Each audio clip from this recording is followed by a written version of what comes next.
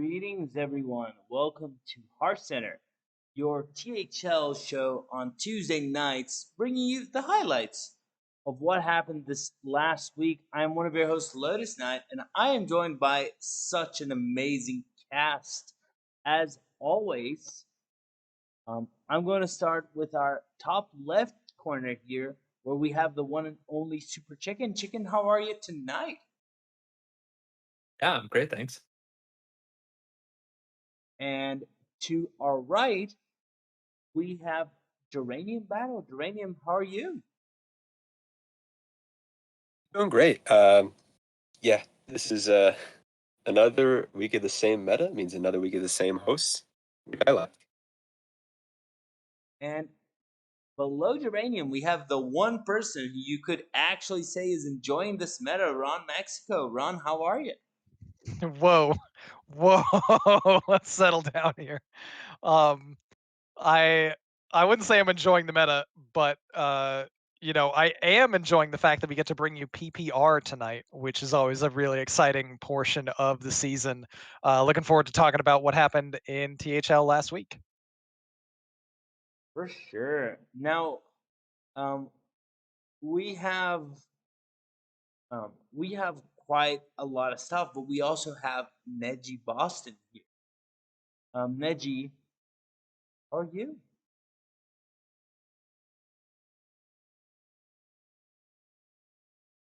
Neji, you're muted. That's a classic. I'm doing good. Thank you. Excited. Yeah, always great. Always great having you here, and always great having everyone here for another show. We're going to start by going over our player power rankings, and then we're going to do all, or not our player power rankings. Sorry, there's so much stuff. I apologize. We're going to start with player of the week. Then we're going to hop on to hero series, which is going to be followed by our EU Pro player power rankings. After we do our hero player power rankings, then we're going to do legacy, wild player power rankings, and we're going to finish with Pro Series, and Pro Player Power Rankings as well. So keep your eyes out for all that content. And we're going to start with looking at our players of the week. So our player of the week that is going to we're going to start with Hero. Geranium, tell us who is our hero player of the week. Our hero player of the week this week is Copa. Cope it up. The baguette wielding 3-seed led APM to a huge upset over the previous leader of Hero. Not only would this be Ariana 20's first loss, it was a sweep with a 100 PR difference. This fused to the powder keg that was last week brought another pleasant meeting from the middle of the pack rocketing up to the top of purple. Copa can call me a fellow Seahawks fan because I am loving his copium. That was written by Geranium Battle. All right, congratulations, Copa, on Hero Player of the Week.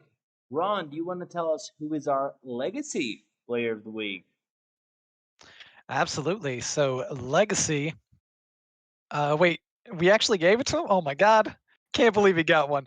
Two-star Mako in a week where F2L teams were squeaking out wins. Two-star Mako got the game 5 win and clinched the week win for F2L White. Congrats on earning week 4 player of the week. Brought to you by Azalea Akari. Nice. Thank you, Azalea, for submitting Mako. I would just want to note when Desharmo was around, he said no board member could win Player of the Week. And look at where they got us. So, Scammed. yeah, just definitely scam. So I want to ask Chicken and Neji here if they can tell us who won Pro Player of the Week. Oh god. Wait, sorry, Chicken. Is it okay if I do it or no? Yeah, you go for it. Okay, Because I think you've already read yeah. this once through. Okay. Hey, Neji, I want Mm. you to tell me the name of the player who won Pro Player of the Week. Who? That's what I want to find out. I want you to tell me the name of the winner. Who? Well, then who was the winner? Yes. No, I mean the player's name. Who? The Pro Player of the Week. Who is the pro player of the week? What are you asking me for? I'm not asking you. I'm telling you. Who is player of the week? Who is player of the week? That's the player's name. That's whose name? Yes. When the match got played, who played the games? Every one of them. Why not? Who scheduled it? Who did? Yes. And who got the win? Absolutely. Who earned it with a reverse sweep over Corbett's Evolve Shaman in their first week of THL? Who earned it with a reverse sweep of Corbett's Evolve Shaman in their first week of THL? Yes, and OPP got their first win of the season as a result. I don't know WTF you are talking about. No, WTF is wild. WTF is wild? Who knows? Okay, but who asked? Uh, Thank you, Dr. Bombi. Thank you, Dr. Bondi, for that amazing, amazing sequence. I'll keep us moving with Chicken telling us who won EU Player of the Week. Our EU Pro Player of the Week is Itachi. We're already down to only 3 4-0 players in EU Pro, and last week Itachi's 3-2 win helped secure another week for F2L to bring them to 3-1 on the season. Just over the halfway point in the season, F2L is in a prime position to see some extra weeks thanks to Itachi. Nice. Congratulations, Itachi, on your EU Pro Player of the Week. And finally, Neji, as a wild player, why don't you tell us who's our wild player of the week? our wild player of the week is Swagwar. Is there a better feeling than getting your first win of the season by clutching out a clean 3-0 sweep and helping your team get a much needed win? Well, I don't have the answer, but surely Swagwar does. His clean sweep helped F2L Celadon tremendously, and they are now out of the last place at the start of the week 5. Congrats on getting week 4 player of the week for the Wild Series, brought to you from Copa. Nice. I want to give you a special congratulations to Copa, Jusar Mako, Boo, Itachi, and Swagbar for winning Player of the Week. And do you want to get Player of the Week next week? Duranium, why don't you tell us what they have to do? Win your match, god dang it. Win your match indeed. Just keep winning, and maybe one day someone will remember that. Unclear. With that said, why don't we hop in, take a look at what happened in Hero Series? Everyone ready? Yeah, let's take a look. Absolutely. All right. So we're going to start hopping into our first match in Hero. We have, if I'm not mistaken, let me just make sure I did the right thing. We have Dola facing ET Yashraj. Am I right, Ron? First up for Hero, absolutely. Department of League Administration versus E.T. Yasharaj is our leadoff match here, and this was a close one. Department of League Administration, Dola won this 14-12. Don't remember the order, but just going in order of seeds here.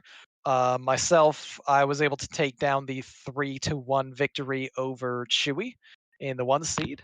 Our esteemed host Lotus Knight got 2 very important points, but was not able to get the victory. Yo Daddy took it down 3-2 in the 2. In the 3 seed, still undefeated Donde got a 5-game series win against MPV. 2-star Mako, he of the Legacy Player of the Week, also doing quite well in Hero, keeping his season undefeated, and got the 3-1 victory over Torito 2 in the 4 seed.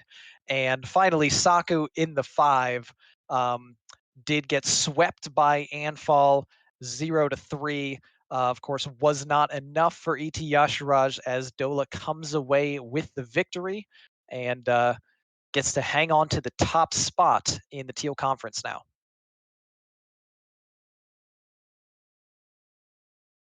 Nice. I'm gonna ask Geranium here if he has any comments about this match. Well, first comment is having three undefeated players is pretty good for winning weeks. I also do know that match order wise, Mako did play last because there was a push for him to get player of the week for clinching it out. However, nope. And yeah, a lot of you can see a lot of rogue bans from ET Yashiraj, except for Omfal who couldn't ban rogue because there was no rogue brought. So overall, pretty standard looking results.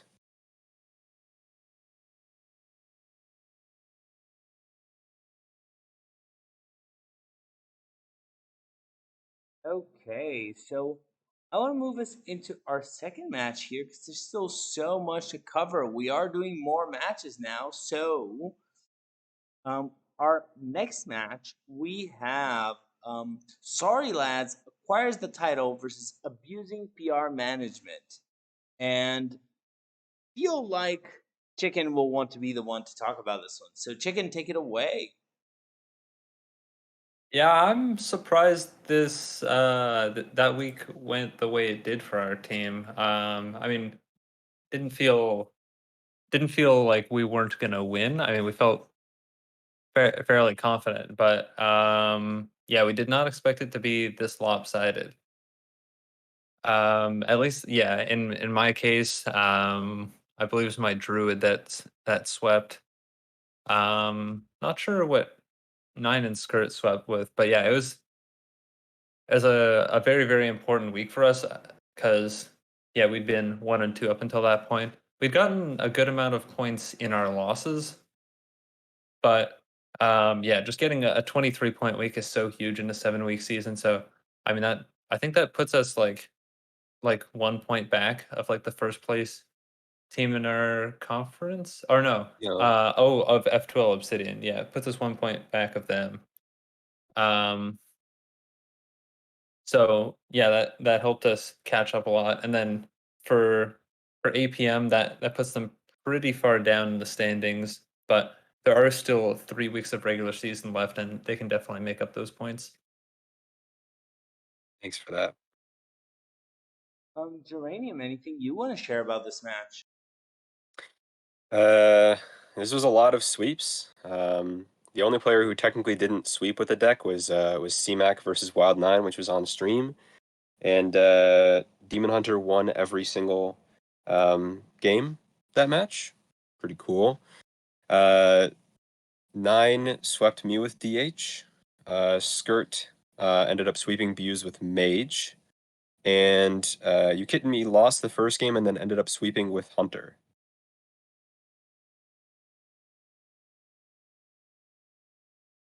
So yeah, I mean, we prepped as hard as we could, and then I feel like the few favorables that came our way didn't go our way. So that's the results. Fair, fair. It's such a strong showing by Sorry Lad requires the title 20-3 though. Feel like we should move to the final hero match of the night. We have the Ice Clown Citadel facing Always Backing Man. Everyone ready? For sure. Absolutely. Right. So Neji, tell us what happened. All right. Ice Clown Citadel versus Always Packin' Mana was a very, very close match. 13-10 win for Ice Clown Citadel in the end. We had Vino Spumoni sweeping me on stream. We had R Hat 3-0 over Genji. Marty B 3-2 over KSW. Osmonaut 3-1 over Rescription. And Azalea Kari 3-0 over Yeah, just really, really close overall. It came down to Marty B versus KSW, and I remember Marty saying something like, "Oh, probably gonna be a loss here." He's like, "I don't think I can win," and then I guess he had some crazy comeback and managed to pull it out. So glad to get the win there, but very, very close overall. My match versus Vino, I was swept by DH in three favorables on my side, but didn't work out for any of them, unfortunately. DH is pretty strong deck. But yeah, well done to both teams. Made it a close fight, but Ice Clown Citadel getting the win in the end. Strong showing by both, but yeah, it does look like Icecrown Citadel stands tall another day. Ron, any comments here?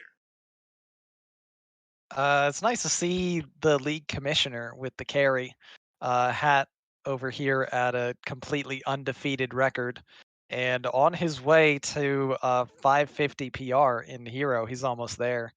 And anytime you get the classic Neji gets swept and Neji's team wins, it's just fantastic. It's so on brand. I love it.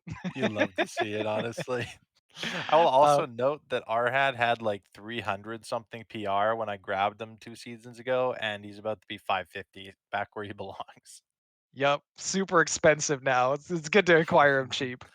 Yeah. But yeah, the only real comment here is just like Icecon Citadel, really strong team. They did what they had to do to keep themselves up there in the standings. And APM, unfortunately, they're having a rocky start, so they need to turn it around fast. For sure. There's still time, but speaking of time, let's take a look at the standings because I want to see how are these teams doing and how long do they still have to turn the wheel? Was anyone mathematically eliminated yet? Geranium, tell us what is going on in both conferences. Well, let's start with Purple Conference. So with the Purple Conference at the very top now, leading by 1 point, squeaking in there is Another Pleasant Meeting. Then right after them, at 66 points is Ice Clown Citadel. Then is Late Bloomers, who also had a pretty big week last week at 61 points. E.T. Yasharaj at 54 points, 2-2 record. Abusing PR Management started with 50 points, now 53 points, 2-2 record. And then F2L Black leading up the rear at 37 points. Definitely not mathematically eliminated. There's still 3 weeks to go. But yeah, it's going to be a hard road ahead for them. In Teal Conference, Department of League Administration still lossless at 74 points. Then F12 Obsidian at 68 points, 3-1 record. Sorry Lads acquires the title right behind them at 67 points and 2-2. Somehow 67 points with 2-2. Okay. Dad Legend, 55 points, also 2-2. Always Packin' Mana, 47 points with 1-3, and then at the bottom is The Cult, 31 points, and no wins Always Pac-Man is actually 45. The Cult, 31 points, no wins to their name yet. Once again, not technically mathematically eliminated, but because the gap is actually so big, it's 36 points to a playoff position here. Yeah, they're almost mathematically eliminated. Maybe after this week, we'll see.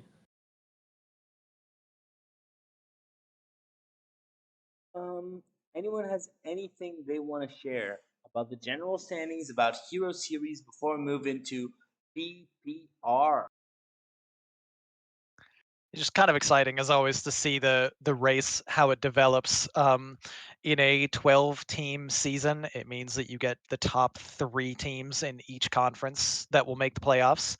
And currently, there's a pretty big gap in teal between the top 3 and the rest. And there's starting to be a reasonable size gap in the top 3 in purple and the rest. But the teams behind aren't so far behind. So a lot of times it sets up for a really exciting final week to see who gets that last spot. Going to be fun to watch.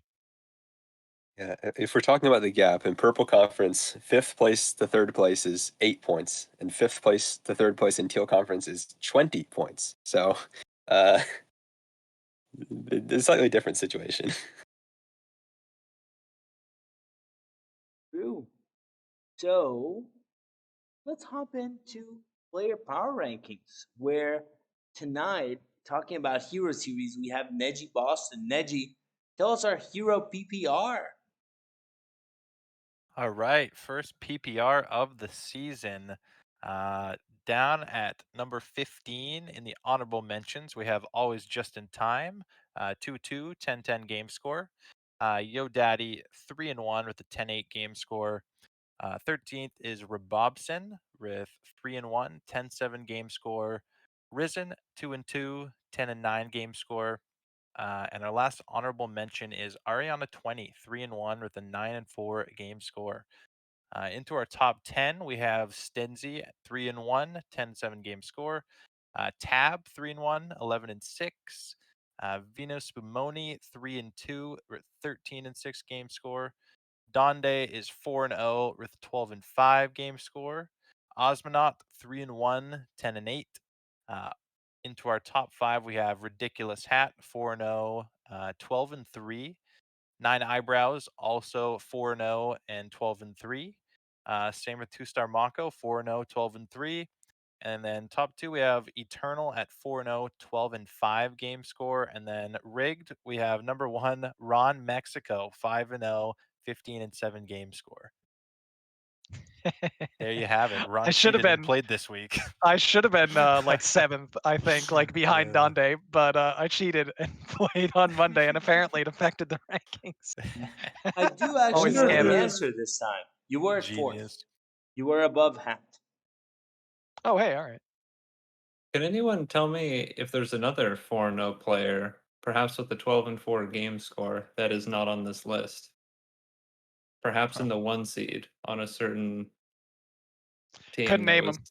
Nope. Yeah. We can't say. Nah. No clue. I don't know who Justin paid off to get on this list with a 2-2 match score and a 10-10 game score.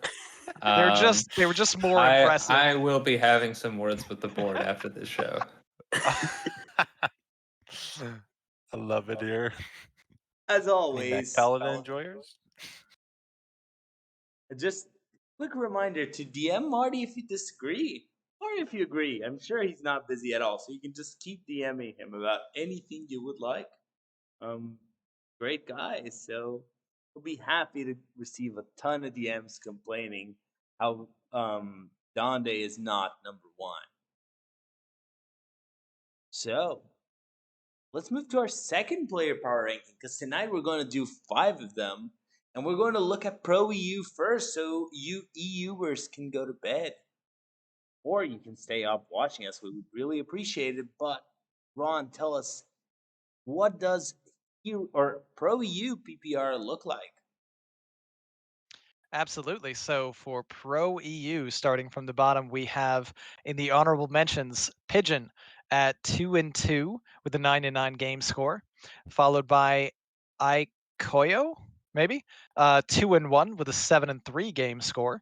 After that is Uber Kaiser with 2-3 and 12-11 game score. Pal Yuha at a 3-1, 9-7. And to round out honorable mentions, we have Hurricane Buzz with a 3-1 record and a 9-6 game score. After that, we have our top 10. Fudov at 2-1, 7-5 score. Donkey in the 9 spot at 3-1 with a 9-4 game score.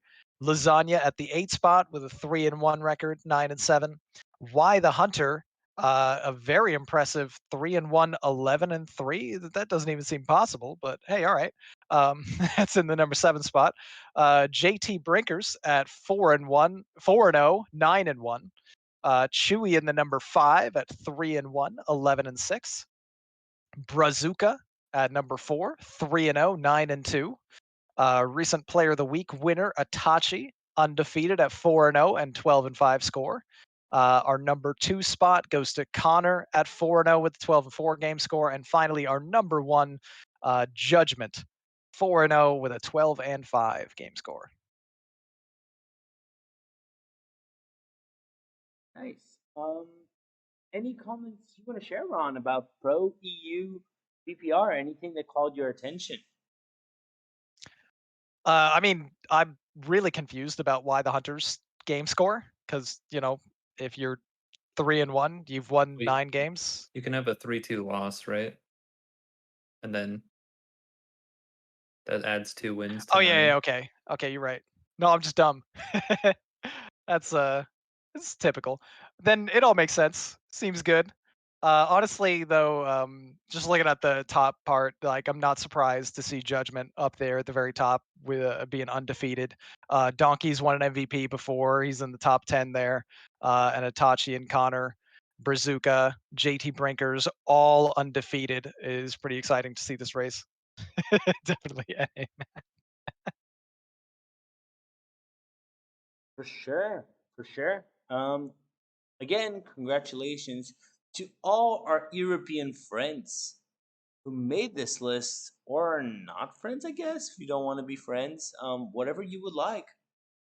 But why don't we move to Legacy? Because there's a lot of stuff to talk about in Legacy.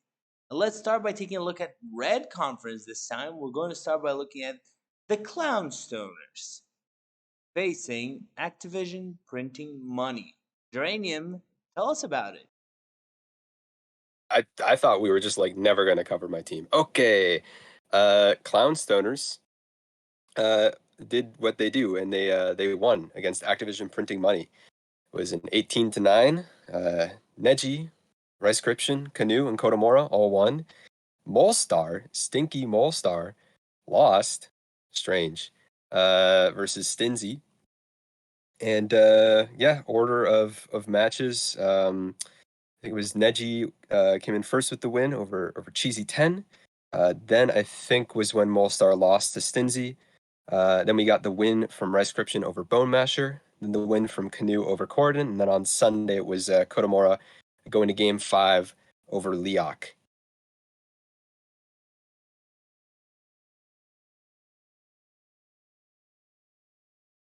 Also looks like it was Sia Rogue Banner Rogue this week.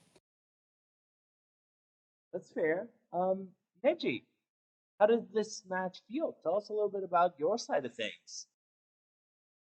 Yeah, we've been doing some winning. Only 2 losses for our team in 4 weeks, which is pretty good. My match, I kind of figured Cheesy 10 would go aggro decks. At least that's what Geranium had said he had done in the past.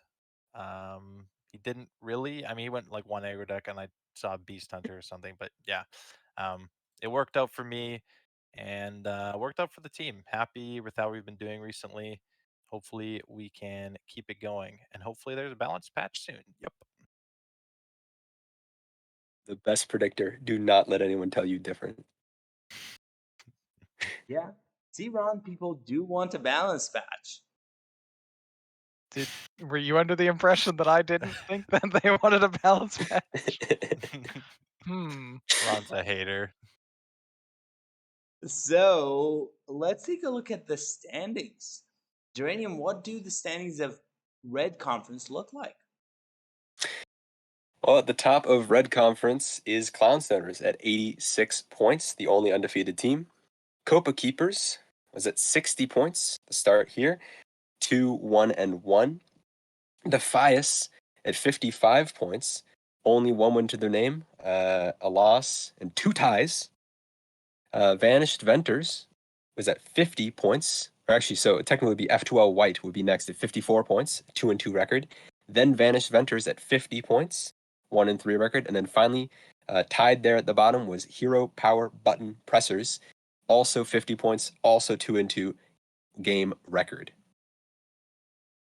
Now, just a quick comment on the Red Conference. You have a clear first place team so far, but everyone else is just walking together calmly, just hands holding each other, just walking around the field. Is that really what's going on? We have 5 teams that are around the same score, Duranium. I mean, it's kind of crazy because how it's going to go is top team for every conference makes it, second team also makes it, and then it's 2 wild cards. And as you can see, there's currently 1 point difference between fifth and third right there. If they're in contention for the wild card spot, which we'll see when we get to the other conferences, then like everyone is in contention for a wild card spot in red. And Copa Keepers is not safe in second.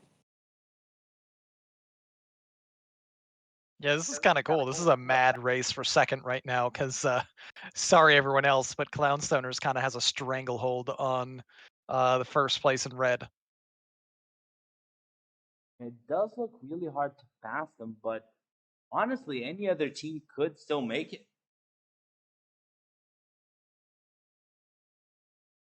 So, with that in mind, let's hop on to gold, where we're going to feature not one, but two gold conference matches because I don't know, it looked like the fun ones to feature. So, we're going to start by looking at a knack to the future facing the Copa Keepers. Ron, what happened there?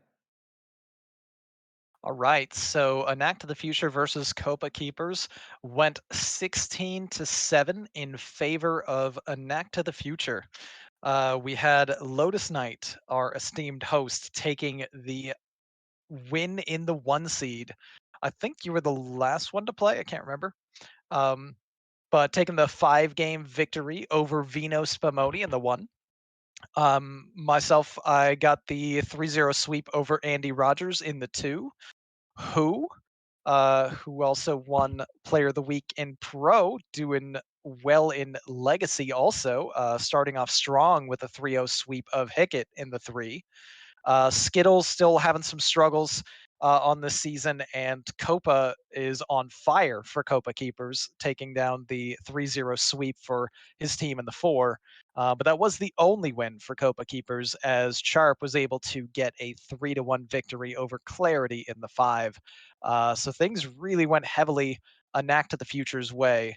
Copa needs the Keepers to step up.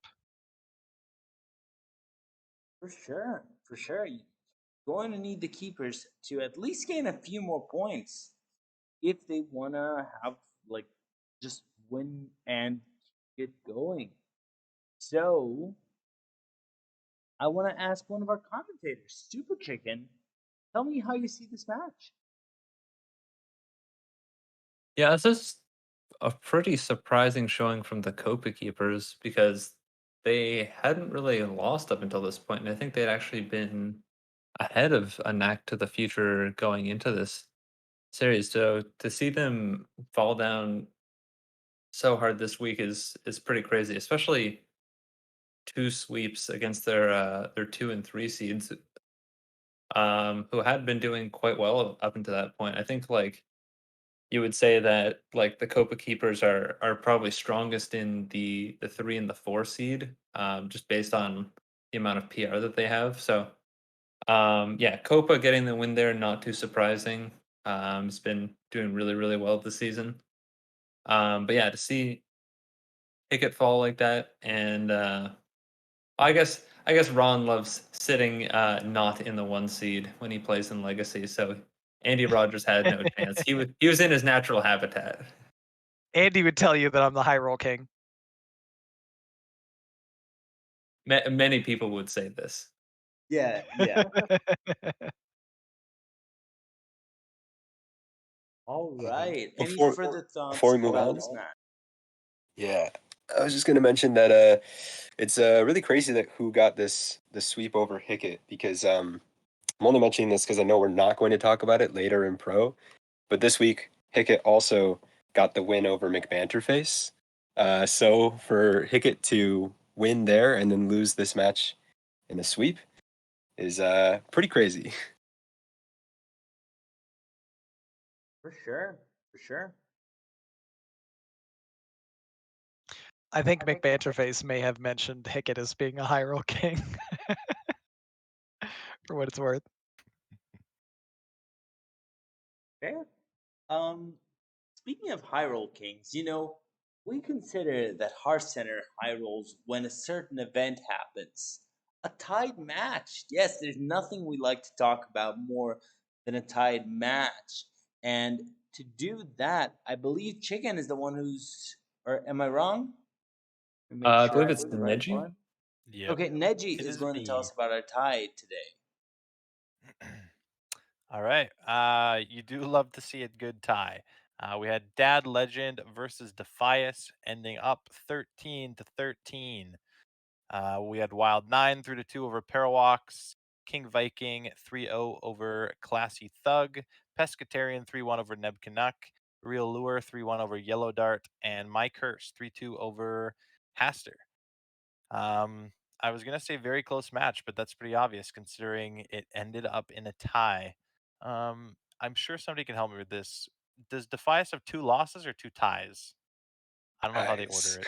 2 2 ties? ties. Yeah. Okay, well, we have 2 ties from Defias, which you do not see very often, which is pretty interesting.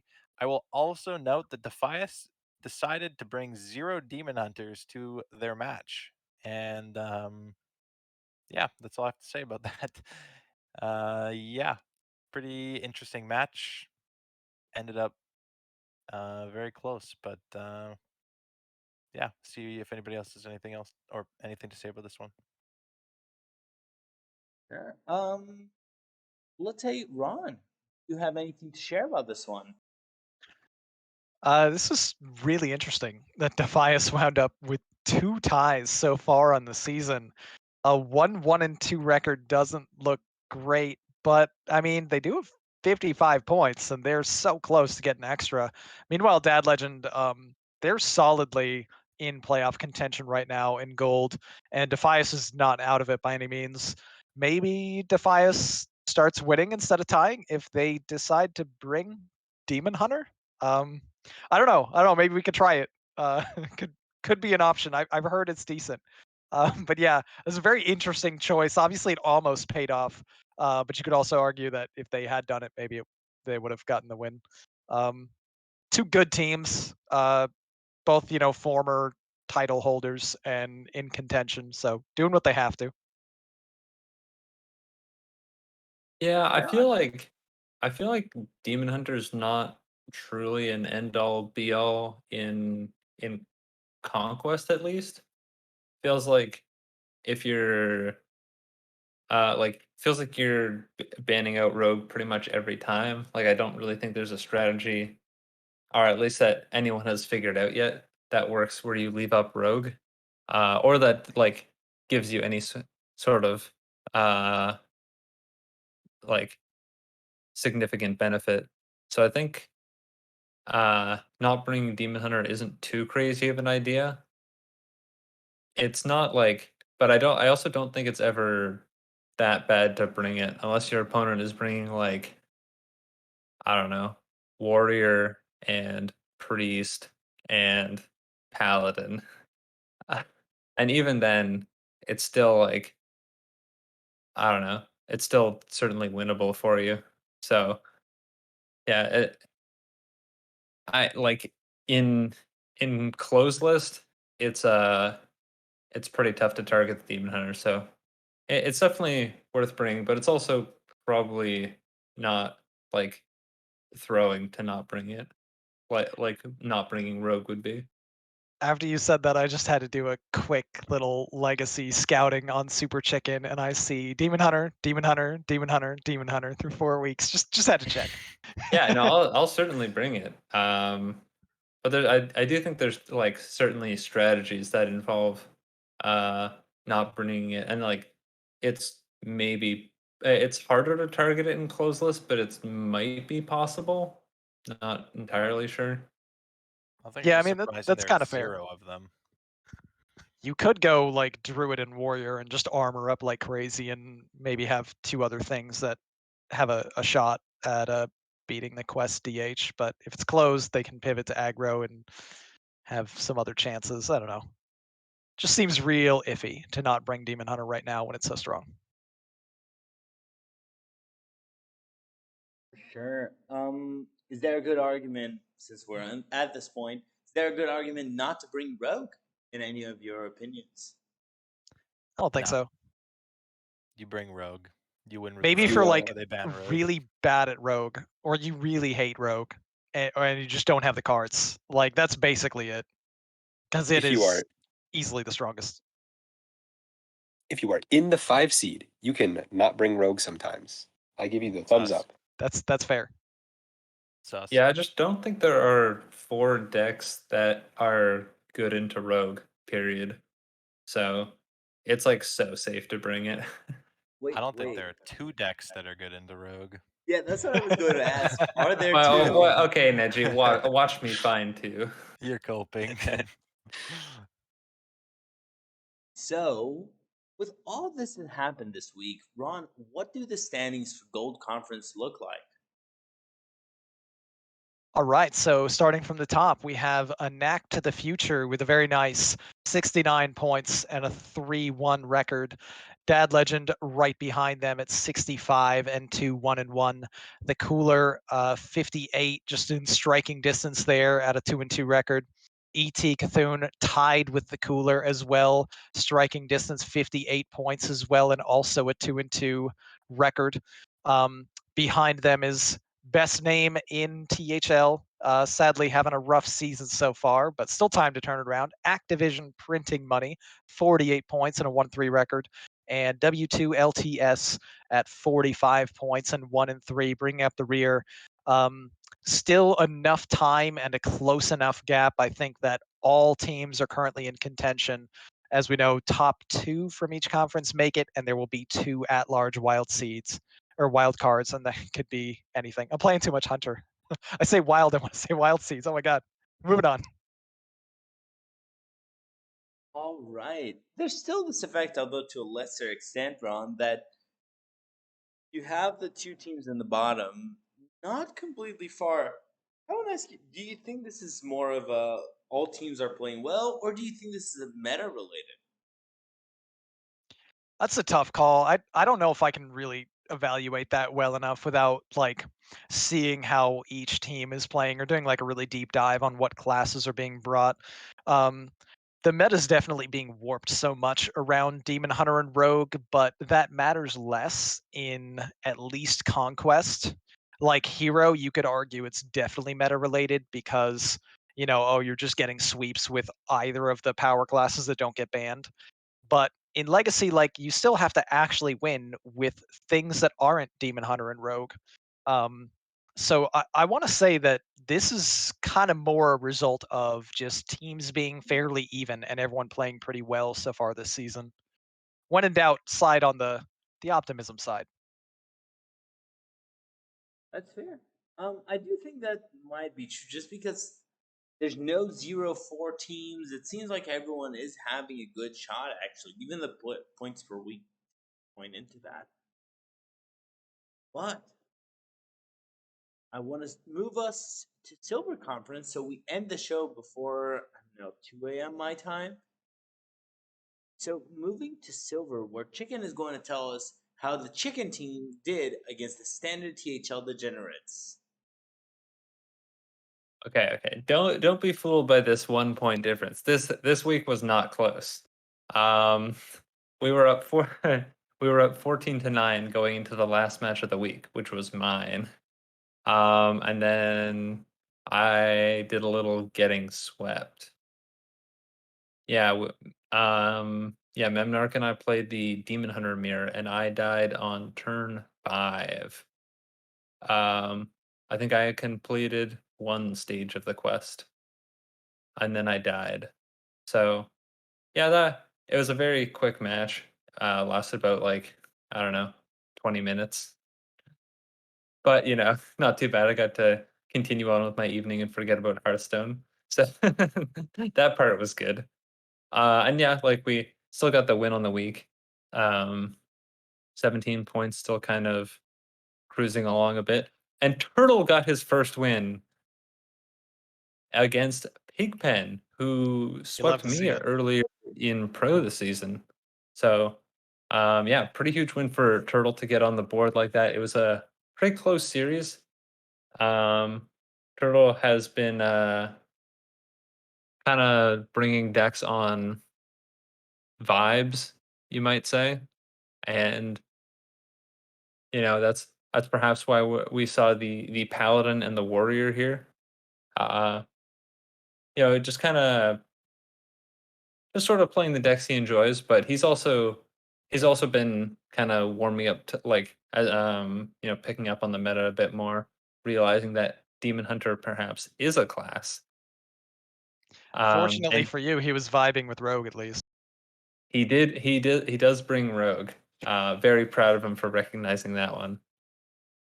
But yeah, perhaps perhaps he has turned a corner this season. We'll hope All I so can say is because when go ahead. Turtle wins, Chicken Team wins. This is true. 100% win rate when Turtle wins. That is true. Neji, anything you want to share about this match? Yeah, very close result for two teams that are doing pretty well in the standings. Have a good lead on the rest of the pack. But yeah, some interesting class springs as we discussed from Turtle and I would also say Saku with no Rogue or Demon Hunter.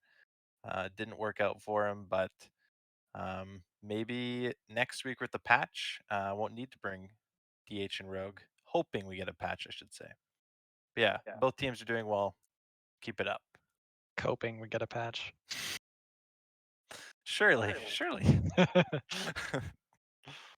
So, speaking of patches, let's take a look at the standings because this looks like very patchy. We have a top group and a not top group. So, what happened there, Chicken? Yeah, so at the top of Silver Conference, we have Rats of Average Size at 68 points. Then we have STD at 63. Then tied with STD, we have the Season 23 format Best of 5 with one ban competitors. Then 15 points below them, we have Got Justin. Then we have at 47 points Dust Stubbs. And finally, rounding out Silver Conference at 45 points, we have Hot Zilfs. So definitely two pretty noticeable groupings here in Silver Conference. You have the top three teams vying for that top spot, and then the bottom three teams are already fair, like kind of significantly far behind those top three, and are really trying to make up a lot of ground, which is pretty tough considering there's only 3 weeks left. Yeah, and between the top three teams in silver, it looks like, I mean, as it stands right now, one of these three teams will get one of the two buys going into playoffs.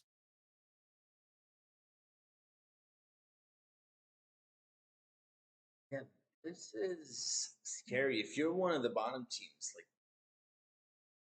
the gap is so large already, and there's three teams in front of you. It's going to be really hard getting one of the wild seed spots.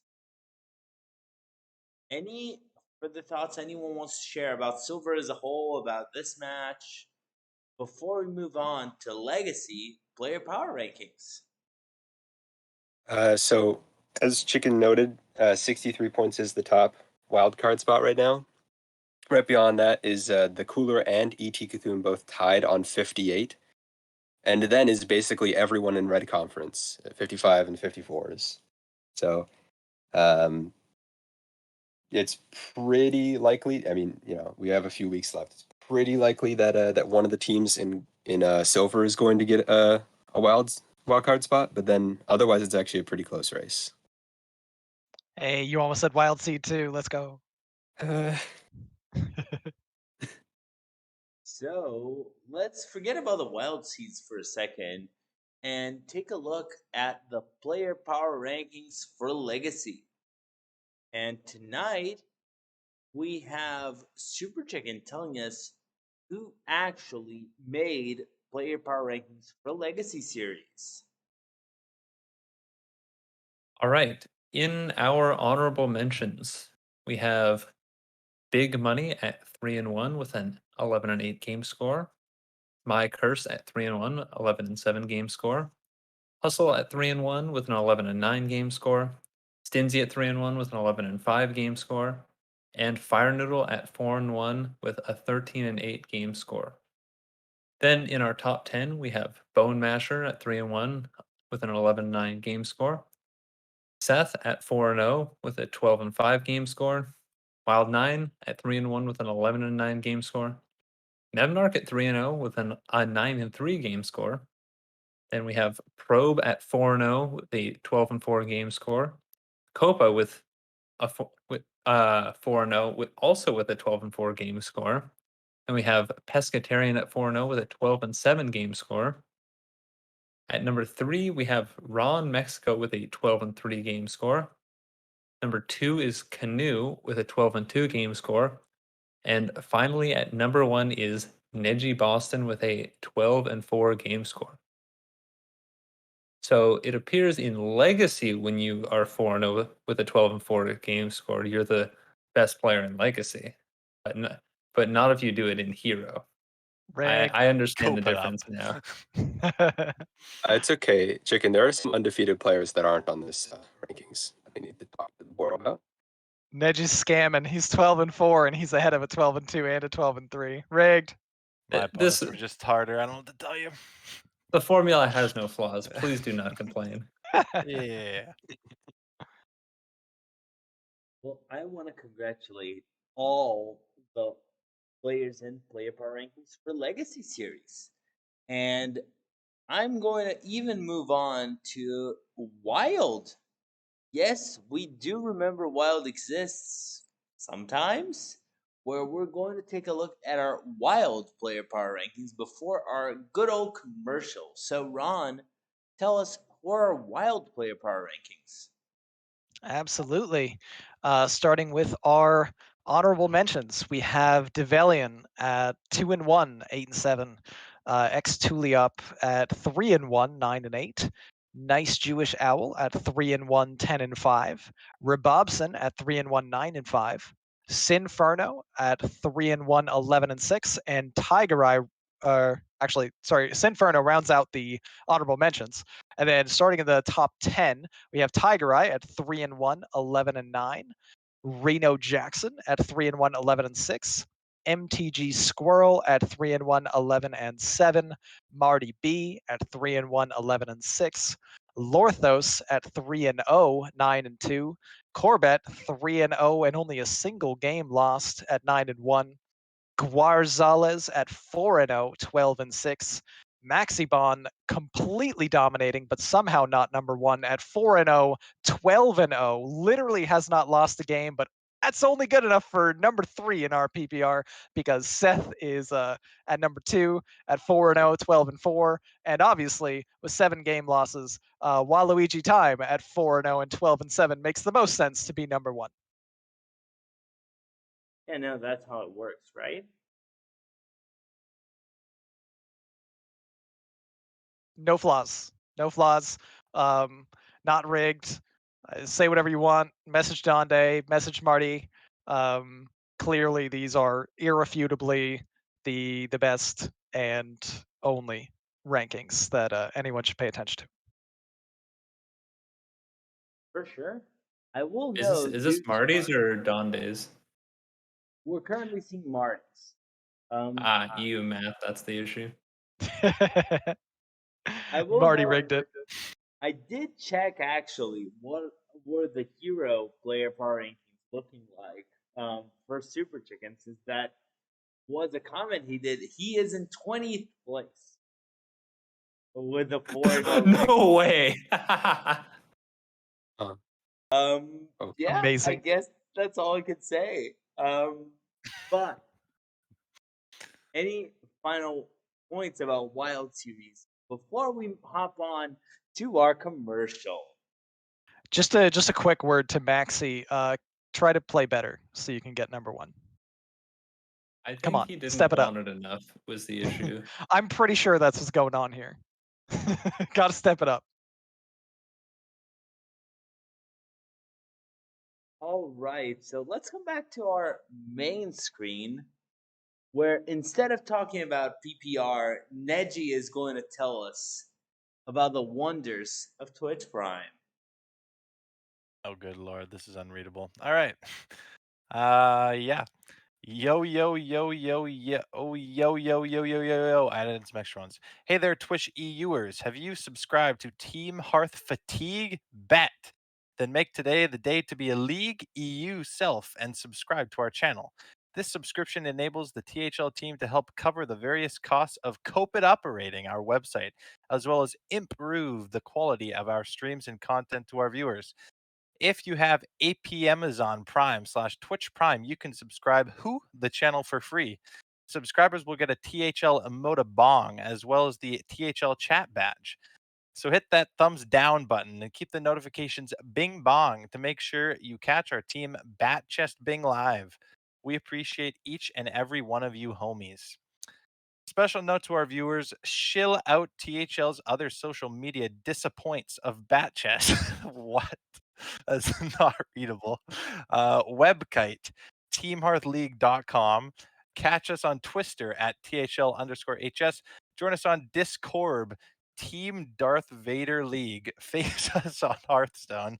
Ron Mexico, hashtag 11686. The True Hearth Legends, Sock Who, and Father420 continue to post all of our videos on your YouTube channel. And our True Hearth Legends themselves, Ronald Mexico, continues to post all of our Hero Championship banner on our THL website. Just search for Team Hearth League to see everything previously recorded. You are watching us on our Twitch channel, twitch.tv/Team Hearth League, or possibly on our YouTube channel in the future. And for all of your THL fans out there, there are sometimes THL shows every single most days of the week. You can't go wrong tuning in at any time for some Hearthstone related content. Now back to the doomed part. Ka-chow. Whew. It's Ooh. week 5. Oh my god. Ain't I no can't believe way. I can't believe my Battle.net tag is in there now. I didn't even notice that. Oh my Someone god. please send Ron a friend request. He would You love can it. go back to the VOD, guys. If you didn't hear it, go back to the Oh VOD and no. spam Ron with friend invites. Actually doomed. Okay, there's one sentence in there. It's just not readable. I changed it too much. I don't even know what it meant. Well, after that delightful read, we're going to hop straight into Pro Series. I want to thank Neji Boston for reading our commercial this week, and I want to thank Canoe for the Prime sub. So, let's take a look at Black Conference, where we're going to start by looking at our first match, which is Punished Ape facing Swagoy, and I want to make sure I have the right person for this one and not a mistake like I do a few times. So I believe I have Ron Mexico for this one. Yes. So we are starting off here in the Black Conference. A very close match between Punished Ape and Swagoy, and I mean there weren't a whole lot of points in this one, but a very hard-fought battle here. Swagoy comes out on top, 12-11. Risen takes down previously undefeated Heatshock in the one with a 3-1 victory. And right behind him, Cookie Monster taking down previously undefeated Typhoon 3-1 in the 2 seed. Striking right back was super sub Bill Snyder stepping in for Punished Ape and getting a 3-0 sweep over Edelweiss in the 3, followed by Leo Darek getting a 3-1 victory for Swagoy in the 4 over Ufrik. And finally, to close it out, the 5 seed, CMAC takes down a 3-0 sweep over Doc McButt. And wow, just so lopsided in all of these matches. We didn't even go 5 games in any. But there you have it, Swagoy taking down, I think Punished Ape was the top team in black before this game. So big win for Swagoy. Yeah, this is quite the win for Swagoy. Just beating the previous number 1 team with a good margin. Let's hear Geranium Battle's thoughts on this match. Of course. So it's crazy that Bill Snyder comes in here with the Bill Snyder and CMAC both come in here with the sweep, and yet it's still not enough to get Punished Ape through this match. Heat Shock coming in with the Heat Shock decks, something called XL Mage. No spooky, no amulet, no nothing, just XL Mage. Um, and unfortunately, that did not seem to get it done. It turns out Donkey's website calls it XL Secret Mage. But yeah, the 160 card lineup turns out loses to Spitter Hunter, uh, since Spitter Hunter deals infinite damage. Hmm Um, and yeah, Risen did not bring DH, which is the target. So otherwise, we see a lot of the regular decks here. We've got lots of Miracle Rogues, lots of Spell DHs. So a nice healthy meta, except for that one seed where Risen probably expected what Heat Shock was gonna do. Yeah, we've talked about it before. The Heat Shock always targets strategy. He went hard on he's gonna bring Demon Hunter, and he didn't bring Demon Hunter, and he got punished. But it's worked out well for him so far this season. To be fair, every now and then you get bit.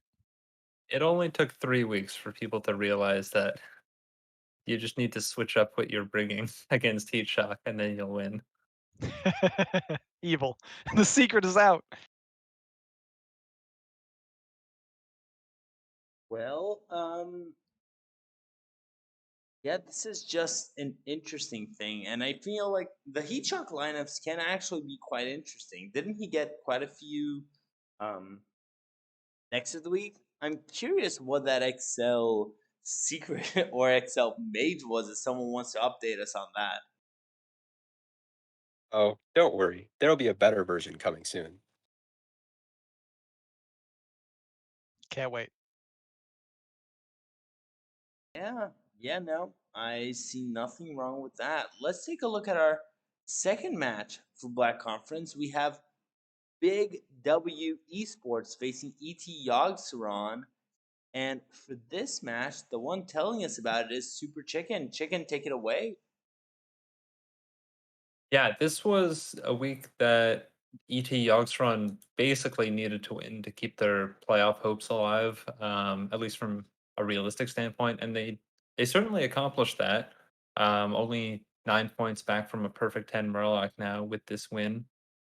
So they are still able to make playoffs now. It will still be definitely an uphill battle, but getting a win over one of the top teams in Black Conference is a pretty big accomplishment. Because yeah, Big W Esports still sitting third in the conference and 8 points ahead of APM. They've been doing really well up to this point. Luke McMack's still undefeated, um, and I believe this is a full U Michigan team. Um, well, Luke McMack, I believe, has graduated, but all these players either go to UMich or have uh, been to UMich. So pretty interesting stuff there. I think we've seen in Legacy the Not Justin team is mainly from, or pretty much all from Northeastern most of the time. So seeing another team like that again, and yeah, they've been doing pretty well up to this point. I think aside from Ring 13, who had a pretty tough loss here, the team's been chugging along pretty nicely and should should be a favorite to make playoffs. Aside from a few catastrophic weeks in a row, but I don't really see that happening. I think they've been playing pretty well in Black Conference, and I don't know. I think they'll probably either finish, second or third in their conference. Yeah. Um, Neji, anything you want to share about this one? I did notice that Big W Esports is a big Frosty K fan. We see four of those in their lineups. Also, just pretty similar across the board. Basically, just brought four decks, plus some people brought Evolved Shaman. But yeah, it looks like this week the unified lineup did not go their way, even though they won 3 matches and still lost the week because two of their players unfortunately got swept. So pretty close result. But yes, keeping themselves up in the standings here. ET Yogsarn getting a win, but not too many points. So they're still going to need some more points down the stretch here if they want to make a run back into a playoff spot. Sure. Also, just gotta add on this. It's just really interesting. We talk about how much points matter all the time, but these two teams have identical records. They're both at 2-2, and ET Run won their head-to-head matchup, but they are still 17 points behind Big W Esports. So the losses, they haven't picked up enough points. The wins, they maybe haven't picked up enough. And Big W, when they've won big. Kind of to their name, but yeah, just a really surprising gap between two teams with the same record. So always shows how much those points really, really matter. For sure. For sure. Now, let's take a look at the standings for Black Conference. Let's say, Ron, why don't you tell us what the standings for Black Conference look like? Absolutely. So running down from the top, Brushy Tuna is at the top of Black with 74 points and a 3-1 record. Just behind them by about 8 points, Punished Ape at 66 and also 3-1. Big W Esports barely behind that at 64 points and a 2-2 record. Then we get a little bit more of a gap. Perfect 10 Murloc at 56. Even though they're 1-3, a lot of points with that record there. Swagoi at 54 points at 2-2. Sushi Rats at 53 points at 2-2. ET Yogsron at 47 points at 2-2, and bring up the rear is Frog Champs at 43 and 1-3. So definitely, some early separation here. Teams at the bottom have a lot of work cut out for them. For sure. Now, let's move on quick to Pink Conference because there's still 2 matches to cover tonight. And we're going to start by looking at F2L facing Arthas Peter Menethil. One of the weirdest names, I think. But Geranium, you were there. Tell us what you saw. Well, what I saw was Arthas Peter Menethil pick up the win early on the week. The first 3 matches played were all wins for Arthas Peter Menethil. Then F2L took the last 2 matches. So it went first it went Venus Pomoni sweeping Itachi, which is actually happening at the same time as Yfair versus Rebobson, which is actually a reverse sweep. Then I faced off against Dabs in the 5 seed there. You'll see the return of XL Nothing Mage. And I actually managed to somehow get game 5 win there, despite the fact that there's no DH on the other side. Don't know how. And then to finish it out, Diamond and Marty B both stayed undefeated. Diamond taking the game 5 win over KSW, and Marty B winning game 4 over Ariana 20 in I think like the last couple hours of the week there.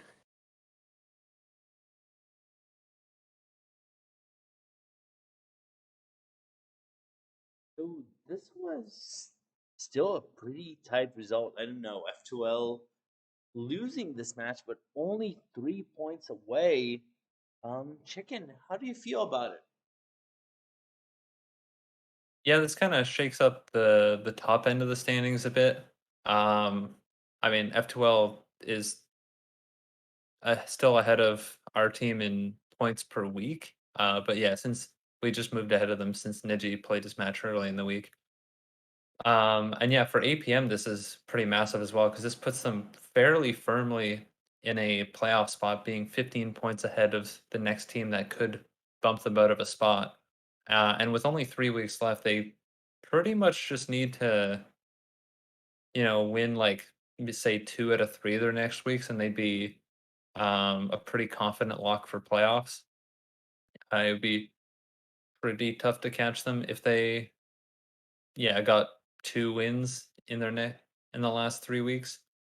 So definitely not a complete lock yet, but I think with some fairly consistent play, this secures them a playoff spot. And for F2L, not a huge deal. They're still at the top of the conference. They really just need to not not completely throw all their matches in the next few weeks to make playoffs. For sure. For sure. Let's take a look at our final match of the night. We have OPP, the opportunistic pro players, facing XD.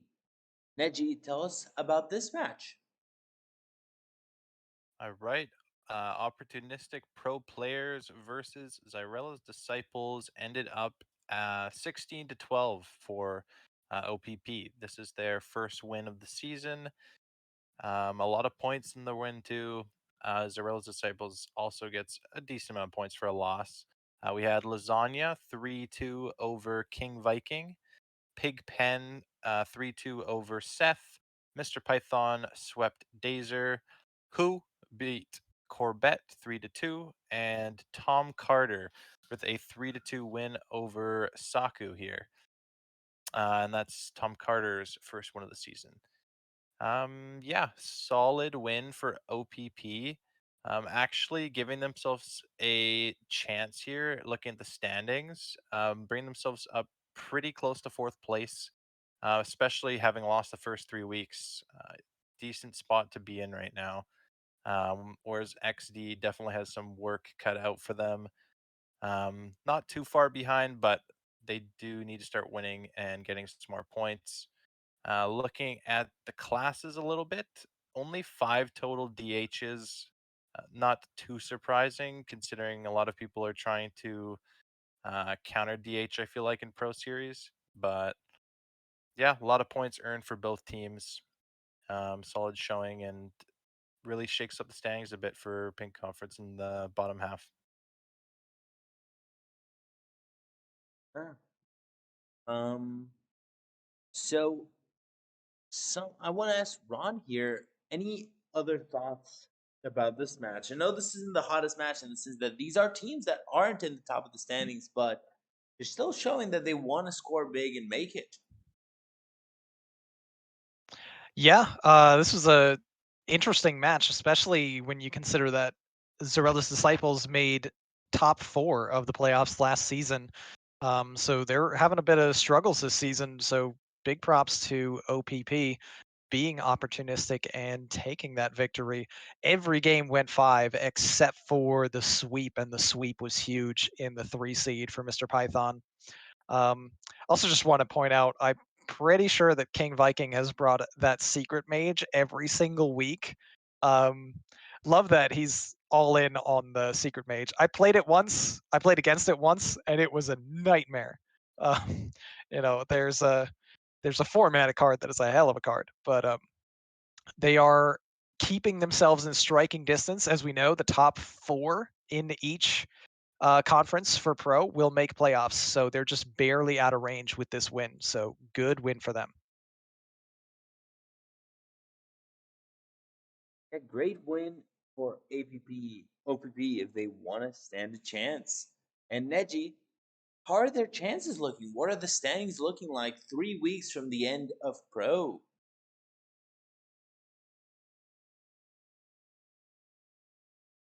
He's muted. Well, Classic Ned. it had to happen twice. Once at the start, once at the end. I don't know what to tell you. um, we have Chicken is down just in time to clown at the top, cheating a little bit because they've already got a win this week. F2L, 76 points. Right beneath them, Arthas Peter Menethil, third place, 66 points. Big DK Energy, 54 points. OPP, 51. Cheesemongers United at 50.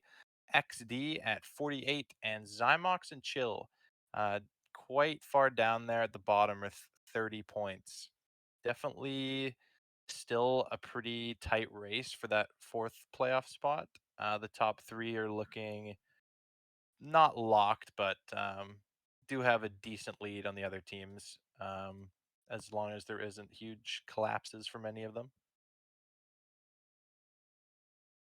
Just got to say, Perfect. nobody technically still is mathematically eliminated. Even Zymox and Chill, if they ripped off 3 straight 20-point weeks, they'd go up to 99 total points on the season. And if everyone else kept their average, like big DK Energy and down, that would be 93 for big DK Energy. So they probably have about like 6 points to spare if they want to make playoffs. And if they don't 20 point every week, they probably are out. But It's possible. Just need hope. And cope.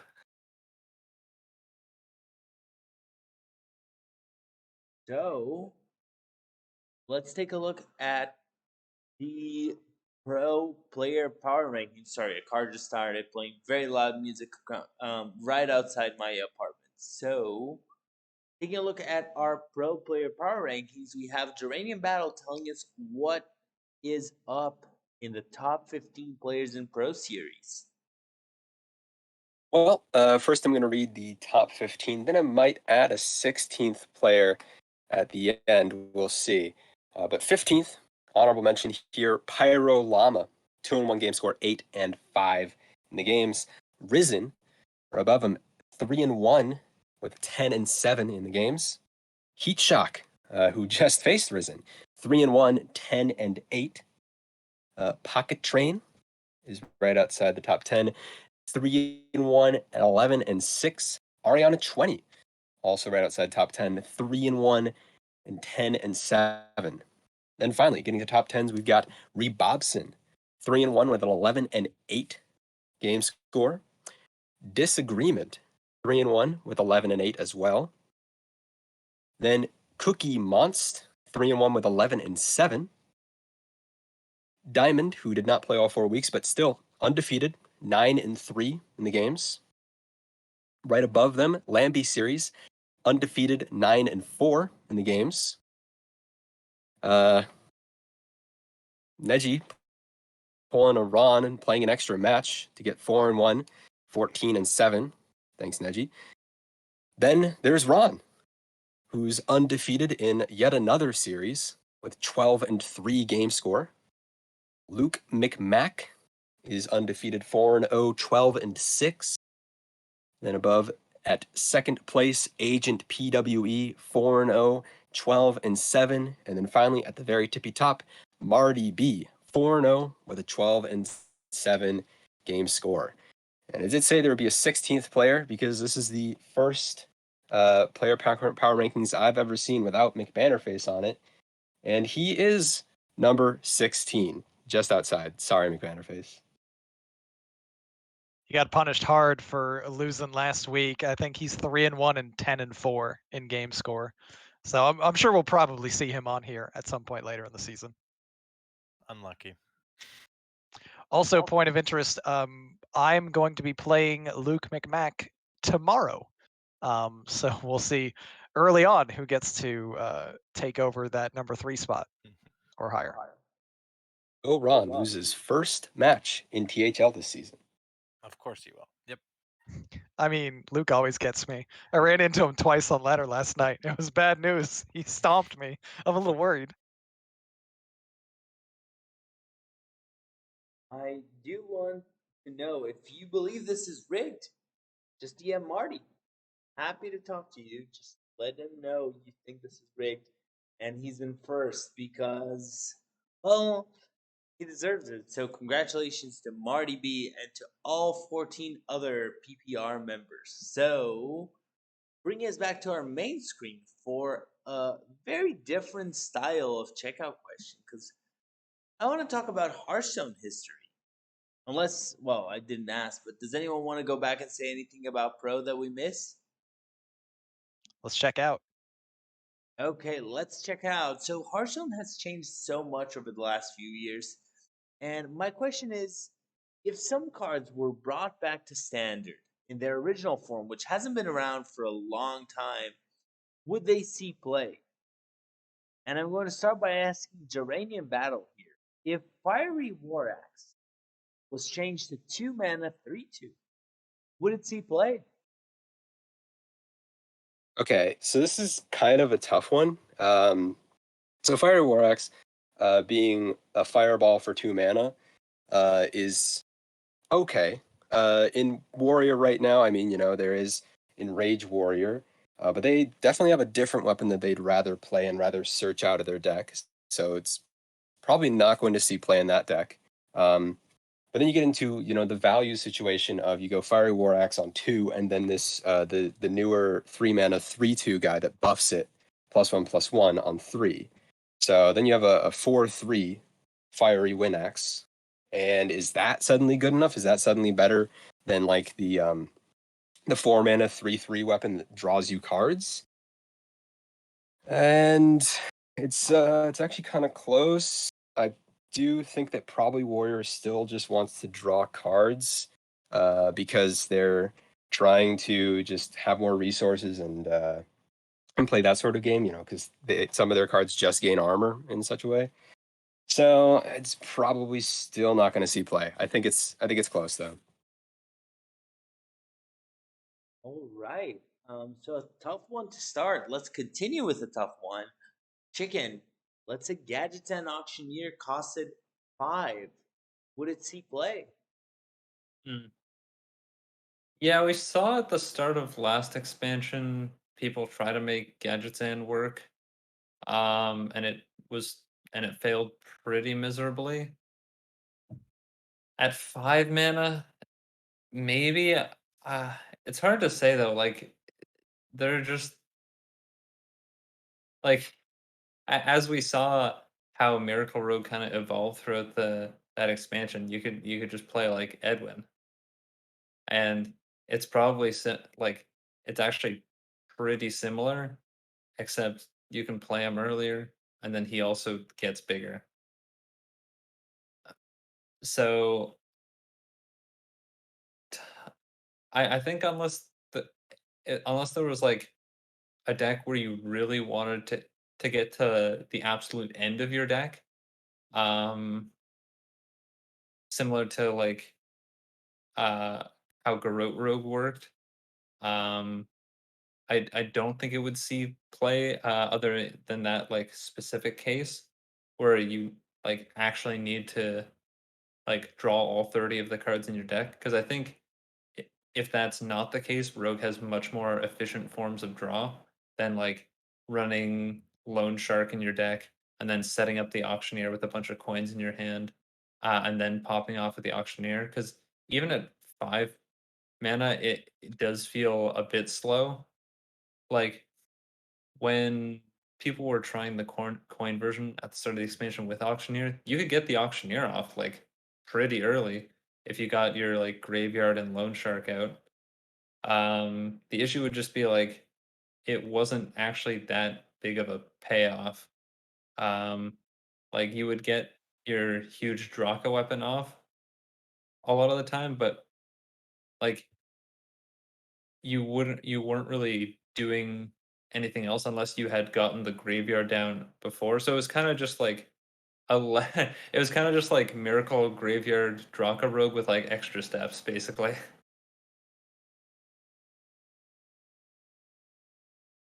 That's actually a really interesting answer. But let's go to our next card, Neji. I know you enjoy going face, so if Pyroblast costs 8, would it see play? Well, you can already play Pyroblast in Big Spell Mage as a Giga Chad and try and smork them down for 10. At 8 mana, it doesn't really change that. You get less stats off of Belinda with it, and just very underwhelming in general. At 8 mana, I will say it will continue seeing play in Jackpot Rogue because you can just randomly hit it. And if you don't have Trickster, you can play it a little bit sooner. You can also do some crazy things with what's it called? The Ring of Tides from Ashara. You can get a Pyroblast from Jackpot and then get a 1 mana one and try and do some shenanigans there. But in general, yeah, I can't imagine Pyroblast 8 mana ever seeing play outside of some crazy scenarios like Jackpot and Discovers. Obviously, it'll be a bit better discovering it for 8 mana, but yeah, still super unplayable. Fair. And Ron, my question for you is Hunter's Mark back to 0. Would it see play? All right, so far everyone said unplayable, but this one seems a lot more clear cut to me. There's a lot of really big minions that are existing in Standard at the moment, and a 0-mana card can be incredibly useful. I think absolutely Hunter's Mark would see play in Standard now if it was still around. There's so many ways that specifically like Shock Spitter Hunter 2 could exploit that. There's Candle Shot, there's Devouring Swarm as well, and the ability to immediately wipe out your opponent's biggest threat, as long as it doesn't have stealth, for nothing, along with one additional thing to be played with. Seems pretty good. So I think if that card was in Standard today, we would definitely be playing it. Those are some great insights. I want to thank Super Chicken, Geranium Battle, Neji Boston, and Ron Mexico for their fun opinions and thoughts, as well as thank them for their whole participation in this show. It is always great having each and every one of you. That I think that is it for Hearthcenter tonight. I want to also thank all our viewers. Thank you for sticking around with us. And we will be back next week, hopefully after the patch. Is there a patch? Hope there's a patch, something like that. And we will talk to you about how everyone kept bringing Rogue and Demon Hunter, but we'll also have some more fun stuff. There's always a lot to cover, and THL is going to continue having another exciting season. To that, I want to wish everyone a good night, and we will see you later. Good night, everybody.